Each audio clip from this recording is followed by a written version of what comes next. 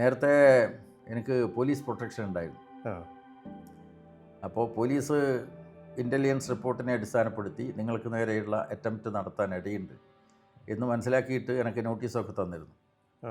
അപ്പോൾ പാർട്ടി ആലോചിച്ചു പ്രൊട്ടക്ഷൻ സ്വീകരിക്കുന്നതാണ് നല്ലത് എന്ന് തീരുമാനിച്ചു. ആ പോലീസ് ഗൺമാൻമാരുണ്ടായിരുന്നു 2 പേര്. അപ്പോൾ ആ ഗൺമാനെ ഞാൻ ഒരു ഘട്ടത്തിൽ മടക്കി. അതൊക്കെ തിരിച്ചറിഞ്ഞുകൊണ്ട് പ്ലാൻ ചെയ്തിട്ട് നടത്തിയിട്ടുള്ള കൃത്യമായിട്ട് ആസൂത്രണമാണ്. അതെ ആസൂത്രണമാണ്. അപ്പോൾ അവർ നേരത്തെ തീരുമാനിച്ചതാണ്. അപ്പോൾ പ്രാവർത്തികമാക്കാൻ എന്നെ സൗകര്യത്തിൽ കിട്ടുന്ന ദിവസം തിരുവോണ ദിവസമാണ്. അപ്പോൾ രാവിലെ വന്നിട്ട് ഉറപ്പ് വരുത്തിയിട്ടുണ്ടാകും വീട്ടിലുണ്ട് എന്നുള്ളത്. ഇതൊന്നും ഞാൻ മനസ്സിലാക്കുന്നില്ലല്ലോ. പിന്നെ ആക്രമത്തെ തുടർന്ന് എനിക്ക് പ്രജ്ഞയൊന്നും നശിച്ചിരുന്നില്ല. ഇതാണ്. അപ്പോൾ രക്തത്തിൽ അപ്പോഴും ഓർമ്മയുണ്ടായിരുന്നു അല്ലേ? ഓർമ്മയുണ്ടായിരുന്നു. വീണ് കിടക്കുന്ന സമയത്ത് കൈ മുറിഞ്ഞു പോയപ്പോൾ അതെ ഓർമ്മയുണ്ടായിരുന്നു. നട്ടലിന് വലിയ മുറിവുണ്ടായിരുന്നു. കുറച്ചും കൂടി ആഴത്തിലായിരുന്നെങ്കിൽ എനിക്ക് നടക്കാൻ പോലും കഴിയുമായിരുന്നില്ല അല്ലേ? അപ്പോൾ